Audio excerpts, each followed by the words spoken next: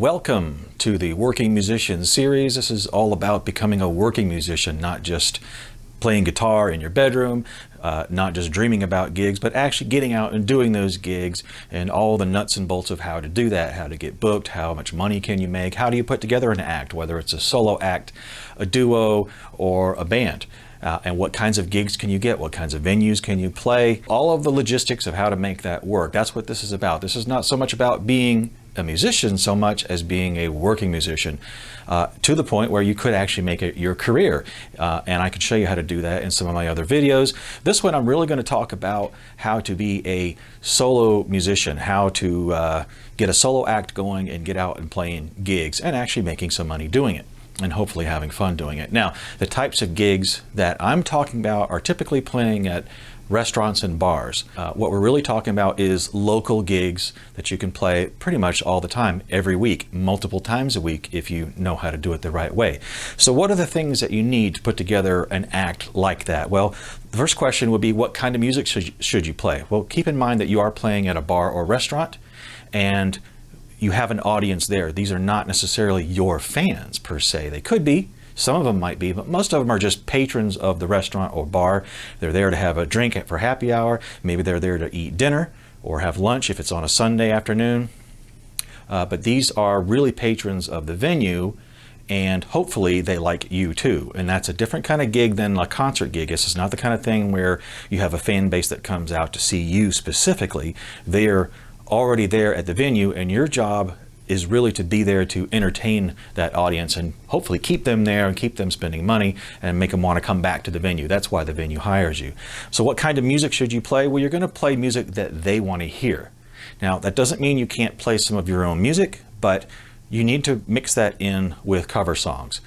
Keep in mind that you're going to be playing multiple hours for a gig like that. If it's a happy hour gig, happy hour would be typically right after work hour. So if it's, for example, on a Friday, maybe happy hour would be from 5:30 to 7:30 or 6 to 9, depending on the venue, what they consider. That's usually the time when people, might leave their job and go right to the, the local bar or local restaurant, hang out with their friends, have a beer, have a drink.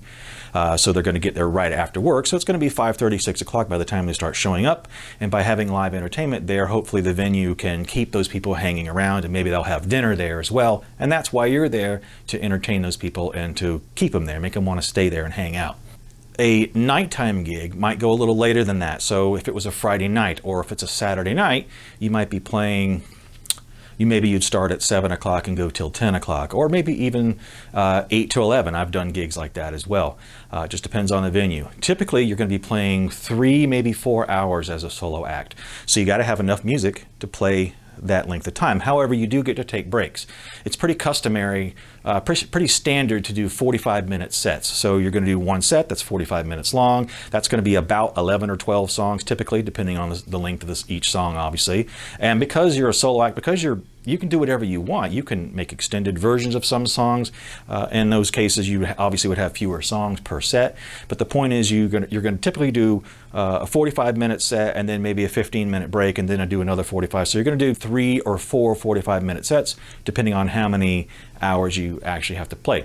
So all in all, you're going to need to know anywhere from 35 to 45 songs to be playing a gig like this, depending on the length of the song and depending on what kinds of gigs you're looking to get. But the type of songs are going to be mostly cover songs. There's not really any rules about which songs, but most of them are going to be fairly recognizable. You want them to be recognizable songs. Let's talk about the instrumentation. Of course, typically it's going to be acoustic guitar and vocals, although I've seen some people do electric guitar and vocals, and those are guys that are usually doing a little bit more rocking kind of stuff. And there's certain songs, especially there was a lot of stuff from the 90s where you could pull off some songs playing electric guitar, not a heavy guitar, but maybe a little bit overdriven with some vocals, and you could do some of those rock songs like that. Or you could play a clean guitar and do a lot of the same kind of stuff that you might otherwise do on an acoustic guitar. Backing tracks, let's talk about that. I've seen some people use backing tracks in their acts, and I've done it myself with drums and bass. When I did it, I tried to not have any more than that because I didn't want it to sound like karaoke, like, I'm just playing along with the recording. unfortunately, that's essentially what it is that you're doing. Now, when we say backing tracks, we're not talking about having big, MIDI keyboards on stage with sequencers and stuff like that. That's from the old days. Really, what you would be doing is you would be preparing your backing tracks at home in your home studio, and then you would just have it on an iPod, and you would play that back through your PA system, and then you could play along with that. I've done that before. It works. It can sound good, but I just didn't do it after a while because I felt like it was karaoke. I felt like I was cheating. And I think the audience feels the same way. So I stopped, I shied away from that. And it's not something I would recommend, but you can do it. And maybe you only do it for some songs and other songs you don't.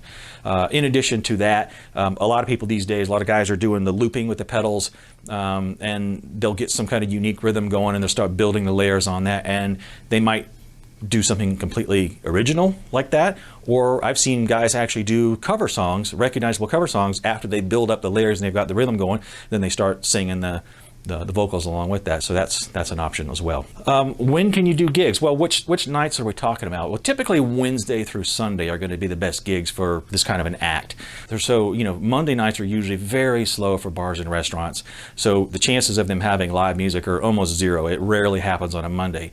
Tuesday is almost as rare, but Wednesday through Sunday is when things start to pick up a bit. Obviously the biggest nights, probably the single biggest night, is Friday night. So how much money can you actually make doing gigs like this? Well, I live in Florida, in the Southeast here. It's pretty typical to make $100 a night for a solo act, and that's the amount that the venue is actually paying you. They're hiring you to be there. You negotiate with them. They'll pay you a flat rate to be there. You don't want to try to play for the door or anything like that. That's a bad idea. Just negotiate a flat rate. The going rate typically is $100 for a solo act, which is kind of common for bands and duos anyway. They typically look at it as $100 per person per night for the gig. Obviously, if you're drawing a big crowd consistently, then you could get more money out of the venue. If you're in demand, then obviously you can make more than that.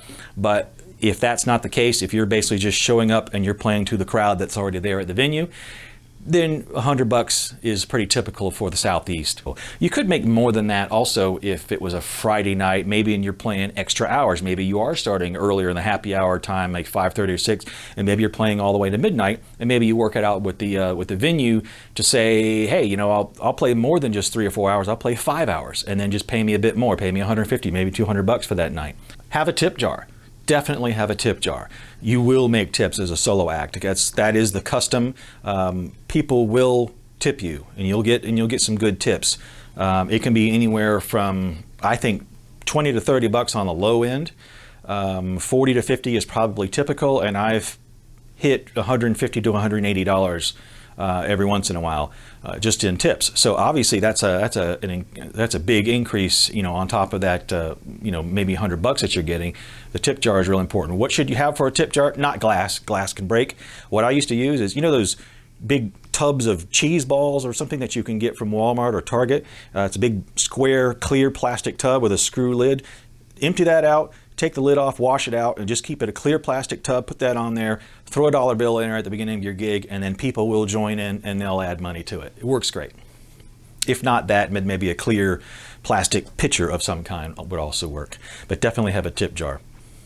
And lastly, I want to say the most important thing to keep in mind when you're playing gigs like this is the reason why you're there. You are there to sell food and alcohol, mostly alcohol, because that's where the venue really makes their money. You may not like that. You may like to think of yourself as, I'm an artist. I want to maintain my musical integrity. I only want to play my music because I love my music and I don't want it to be about the dollar. Well, guess what? Somebody is hiring you, so it is about the dollar. It's a restaurant or a bar. That's how they make their money, and they're always balancing whether or not it's worth it to even have live music there. The reason they have live music, the reason they are willing to spend that money is to keep their customers there, keep the customers happy, keep them hanging around and spending more money and coming back, the next night or the next week to spend money again. And if that doesn't happen, then the bar doesn't see any value in hiring live entertainment to be there. So I would like to know, in your part of the country, if you're not in the Southeast where I am, what is the going rate for a typical solo act for playing a gig? I'm talking about how much does the venue typically pay you to play in a bar or restaurant for a typical three or four set gig, 3 or 4 hours. How much are they paying? Like I said, down here, it's $100 typically for a gig like that. Is it a different amount, say, in some of the states where the cost of living is higher? Is it different there? I'd be curious to know that. Put your comments below in the video, and obviously hit the subscribe button and like and all the usual stuff that you do on YouTube videos. And thanks for watching. We'll see you next time.